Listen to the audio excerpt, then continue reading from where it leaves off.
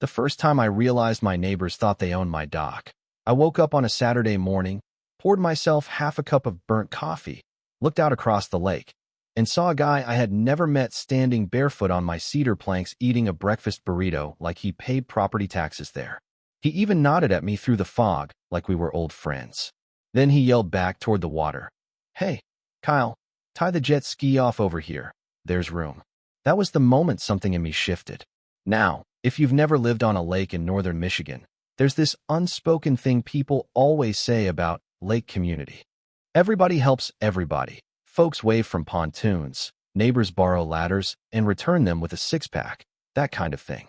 And honestly, that's how it used to be on Mercer Lake. Quiet little place, mostly older cabins and retirees, tucked behind a winding gravel road about 20 minutes outside Traverse City. My place sat near the far end of the shoreline where the trees got thicker and the water turned dark blue around dusk. I bought it after my divorce, back when I needed somewhere silence still sounded comforting instead of lonely. The dock was the reason I bought the property.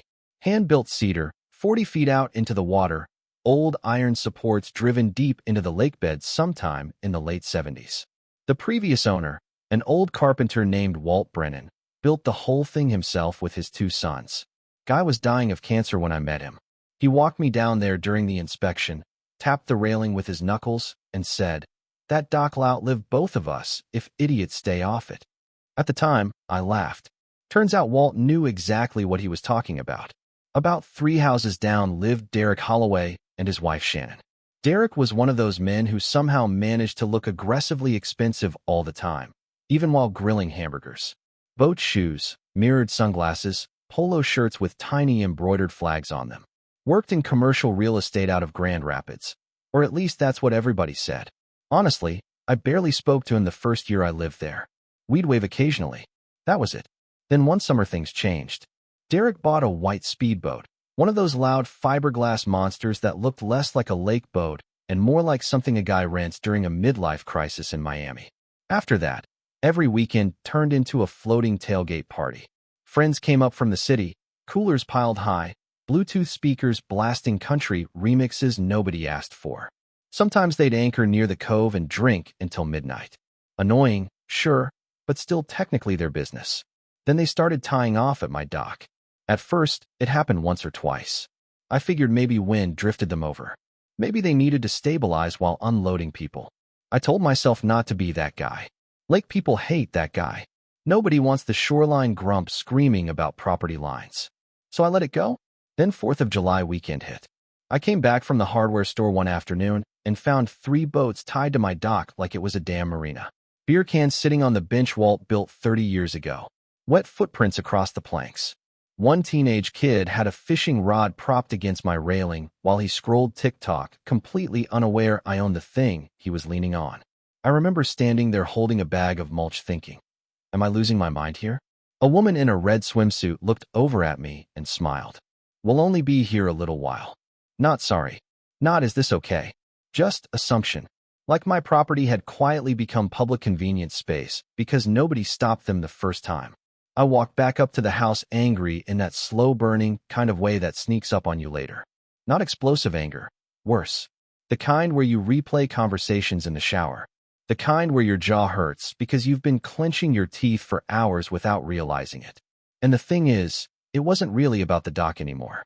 After my divorce, that lake house became the first thing in years that actually felt like mine. Not shared. Not negotiated through lawyers. Mine. I rebuilt the porch screens myself. Refinished the kitchen cabinets. Sat on that dock through 2 brutal winters wondering whether I even wanted to stay in Michigan anymore. So watching strangers treat it like public property, yeah, maybe it hit deeper than it should have. A week later, I finally confronted Derek. He was hosing down his boat in the driveway when I walked over. I said, "Hey, man, I need you and your friends to stop tying up at my dock." Simple, calm, respectful. He barely looked at me. "Relax," he said, still spraying the trailer tires. "It's a lake." I remember laughing once because the arrogance caught me off guard. "I know it's a lake," I said. "That's why there's a dock." That finally got his attention. He turned off the hose, looked at me over his sunglasses, and smiled this tight little smile like he was talking to somebody unreasonable. "We're not hurting anything. That sentence right there. That's the one people use when they've already decided your boundaries don't matter. And standing there in his driveway, with water dripping off that stupid white boat, I realized this was never going to stop on its own. After that conversation, things actually got worse, which honestly impressed me a little. Most people, once you call them out directly, they back off at least enough to save face. Derek? He doubled down like the whole thing had become personal. The very next Friday, I got home around 6:30 carrying groceries and saw his speedboat tied to my dock again. Except this time, there was even more of them. 2 boats, maybe 10 people total, music bouncing across the water hard enough to rattle my porch screen. Somebody had dragged a cooler halfway up my dock like they were setting up camp. And Derek saw me. That's the important part.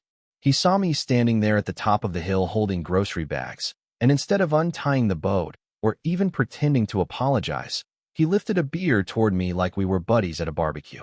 That little gesture, man. I carried my groceries inside, so carefully you'd think I was transporting explosives. My friend Nate used to say there are 2 kinds of anger. Hot anger burns fast and stupid. Cold anger builds systems. That night, sitting alone at the kitchen table with the windows open to the lake, I decided I was done trying to win morally. I was going to win legally. See, Mercer Lake had all kinds of weird county regulations because of shoreline disputes back in the 90s. Most people ignored them because honestly nobody reads municipal code unless they're either retired or furious. At around midnight, I became both. I started digging through county property maps online, easement records, repair and access classifications, harbor ordinances. Half the language sounded like it had been written by pirates and insurance lawyers working together, but eventually I found something interesting. Private mooring registration. Turns out, if a dock met certain specifications and sat on deeded shoreline access, you could register it with the county as a restricted mooring structure, which meant unauthorized vessels tied to it could legally be cited, removed, and impounded by the harbor master's office. I actually sat back in my chair and whispered, "No way," at 2 in the morning, to an empty kitchen. Now here's the part people online always misunderstand when they hear this story. They think I immediately called the cops out of spite. I didn't. I gave Derek every chance imaginable to stop acting like my property belonged to the neighborhood. The next morning, I walked down to the dock carrying coffee and found Shannon sitting there alone while everybody else was still asleep up at their rental cabin. She always seemed quieter than Derek. Nervous, almost. I said, "Hey, Shannon, I'm serious about the dock thing." She sighed immediately like she'd been expecting it. "I know," she said softly. "Derek thinks you're overreacting." That irritated me more than if she'd argued. Would he feel that way if I parked my truck in his driveway every weekend? She gave this tiny laugh before catching herself. "I'll talk to him." And for about 5 whole days, I thought maybe that would actually work. Then came the poker night. 3 black pickup trucks lined their driveway. Floodlights on. Loud laughing echoing through the trees. Around midnight, I heard engines revving near shore, so I looked outside, and there they were again. Except this time somebody had tied not 1 but 3 boats across my entire dock like floating parking spaces. One of them was blocking my kayak lift. I stood there in the dark wearing sweatpants and 1 sock, just staring through the screen door while drunk strangers stepped across the cedar planks Walt Brennan built with his own hands. And something weird happened in that moment. I stopped feeling angry. I just felt done. The following Monday, I drove into town and started paperwork. The county marine office sat inside this old brick building beside the courthouse, and the woman behind the counter looked exactly like every Midwestern government employee you've ever met. Reading glasses hanging from a chain, coffee mug older than most marriages, absolutely impossible to intimidate. I explained the situation. She listened for maybe 30 seconds before saying, "Mercer Lake?" "Yeah." She nodded slowly. "White speedboat." I blinked. "You know them?" "Oh, honey," she said, already reaching for forms. "Everybody knows them." That sentence right there made the whole thing feel very different. Because suddenly, this wasn't me being sensitive. Derek had been bulldozing people for years, and everybody around the lake had apparently just learned to tolerate it, because confrontation is basically illegal in the Midwest unless football's involved. The registration process took 8 days. 8 unbelievably satisfying days. I documented everything. Photos, timestamps, boat registration numbers. I installed waterproof private mooring signs on each piling, sent certified letters, filed shoreline access maps, paid the registration fee. I even had the dock surveyed again just to eliminate any possible loophole Derek could squirm through later. And the entire time, they kept using the dock. Honestly, I think the signs offended Derek more than the confrontation did. One Saturday morning, he actually walked up into my yard holding one of the laminated notices. "What is this?" he asked. I said, "A sign." "No kidding." "Well, then I guess we're both caught up." He stared at me for a second, jaw flexing. "You're really doing all this over a dock?" That question sat with me a while because technically, it was over a dock, but also not at all. It was about entitlement, about people deciding your patience means permission, about how certain personalities move through life assuming boundaries only exist for everybody else. I looked at him and said, "No, Derek, I'm doing this because you kept hearing please and translating it into keep going." He shook his head and laughed under his breath. "You know nobody likes a guy who causes problems at the lake, right?" That almost got me. For a second I actually felt embarrassed, because that's how guys like Derek operate. They make you feel socially guilty for objecting to your own mistreatment. They weaponize the fear of looking difficult. Then I noticed something behind him. Mrs. Alvarez from across the cove was standing on her porch pretending to water plants while very obviously listening. And farther downshore, old man Peterson was watching from his canoe. Nobody said anything. But suddenly I realized, people weren't rooting against me. They were waiting to see if somebody would finally say no to him. 3 days later, my registration officially cleared. I got the email at 9:14 in the morning while drinking coffee on the porch. Authorized private mooring status, active. I read it twice. Then I just sat there listening to the lake water hit the shoreline. Quiet. Still. Like the whole place was holding its breath. Friday came. At around 7 in the evening, Derek's speedboat rolled back into the cove with 2 other boats behind it like a little parade of bad decisions. Music echoing across the water. People laughing. Somebody already drunk enough to yell, "Whoa!" And without hesitation, they tied all 3 boats directly onto my dock. I remember looking down at my phone for a long moment. Then I opened the harbor master contact I'd saved a week earlier. The woman who answered recognized my name immediately. I gave her the registration number. She said, "You want to proceed with enforcement?" I looked out across the water at Derek standing on my dock holding a beer in one hand like he owned the shoreline itself. And I said, very calmly, "Yeah, I think I do." The funny thing is, after I made the call, nothing happened right away. That's what made it feel so surreal. The lake stayed calm. Music kept playing. Somebody lit a citronella torch near shore. Derek and his friends laughed like any other Friday night, while I sat alone on my screened porch listening to ice melt in a whiskey glass, wondering whether I'd just gone too far over something that, a few months earlier, I probably would have shrugged off. And I'll admit this because nobody ever tells the honest part in stories like these. I barely slept that night. Not because I felt guilty exactly, but because I knew there was no undo button anymore. Once government paperwork enters a neighborhood feud, things change permanently. People pick sides. Smiles get tighter. Conversations get shorter at the mailbox. Around 7:45 the next morning, I heard an engine out on the water. Not the loud recreational kind either. Lower. Slower. Deliberate. I stepped onto the porch with my coffee and saw a dark green county enforcement vessel cutting across the lake through the morning fog. 2 officers on board. One steering. One holding a clipboard. And man, the silence that spread across the cove when people realized where that boat was heading. You could feel it. Derek's speedboat was still tied to my dock along with another ski boat from one of his friends. Empty beer cans sat near the cleats. Somebody had left flip-flops on my bench overnight. The county boat eased alongside my dock, so gently it barely disturbed the water. One officer looked up at me. "You Mr. Callahan?" "Yep." "You the reporting party?" "I am." He nodded once, checked the registration numbers against his clipboard, then said the most beautiful sentence I've ever heard spoken before 8 in the morning. "These vessels are unauthorized and subject to impound under county marine ordinance. I'm telling you right now, if you ever want to watch rich people wake up fast, have the government start untying their toys at sunrise." Within maybe 90 seconds, cabin doors started slamming up the shoreline. Derek came running down toward the dock wearing gym shorts and one untied sneaker, yelling before he even got close. "What the hell is this?" The older officer didn't even look at him. "Sir, step back from the dock. That's my boat." The officer calmly pointed toward the laminated sign bolted to the piling. This is registered private mooring property. You were previously notified. Derek looked at me then, really looked at me, and I watched the exact second realization hit him. I wasn't bluffing anymore. You called the county? He said. I shrugged slightly. You kept parking on private property.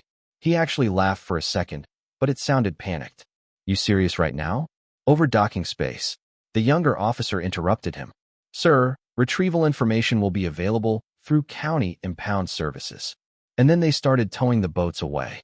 Now here's the part burned into my memory forever.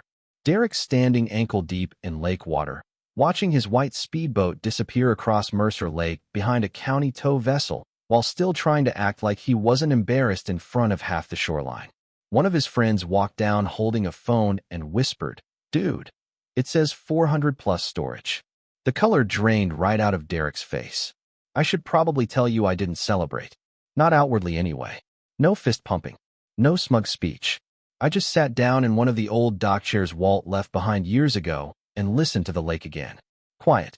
For the first time all summer, genuinely quiet. By sunset the whole community knew. Mrs. Alvarez brought over banana bread under the world's thinnest excuse imaginable. Oh, I just happened to bake extra. Sure. Old man Peterson paddled past my dock around dusk and tipped his fishing hat at me without saying a word. Even Nate called laughing so hard he could barely breathe. You got boats impounded? He yelled. Buddy, you just became lake folklore. But not everybody thought it was funny. Around 8 that evening, somebody pounded on my front door hard enough to shake the frame. Derek, sunburned, furious, wearing a wrinkled polo shirt with some yacht club logo stretched across the chest like a sponsorship nobody asked for. The second I opened the door he started in. You humiliated me. I leaned against the doorway. Pretty sure the county handled that part. His jaw tightened instantly. You could have talked to me like a man. I honestly almost laughed. Derek, I did. Multiple times. For a second, he just stood there breathing hard, trying to figure out whether anger or pride should drive the conversation. Then he said something I didn't expect. You know, everybody's talking about this now. And weirdly enough, that was the first honest thing he'd said the entire summer. Because he was right. The lake community split clean in half after that. Some people thought I'd done exactly what needed to happen. Others thought I'd escalated things too far and embarrassed a neighbor publicly over what should have stayed a private dispute. One woman at the marina actually told me there were kinder ways to handle it. Maybe. But kindness had already been tried for 3 straight months. 9 days later, Derek showed up again. Different energy this time. No yelling. No chest puffing. No audience. He stood on my porch holding a folded copy of the private mooring agreement I'd had drafted through the county template system. What's the monthly rate? He asked quietly. I told him. He winced. Then he signed it anyway. 30-day minimum. Paid in advance. My rules. And here's the part that still makes me laugh. After all that, after the arguments and the towing fees and the drama that spread across the entire lake, Derek became weirdly respectful. Every single time he used the dock after that, he texted first. Every time. Sometimes people don't understand boundaries until crossing them finally costs something. Now personally, I still don't know whether I handled everything perfectly. Maybe I did go nuclear over a dock. Maybe pride got involved somewhere along the way. But I also know this. If you let people treat your property, your time, or your peace like it belongs to them long enough, eventually they stop seeing you as a person and start seeing you as permission. And honestly, I think that's the real reason this whole thing exploded. So now I want to ask you, was I justified for having the boats impounded after months of warnings? Or should I have handled it differently before bringing in the county?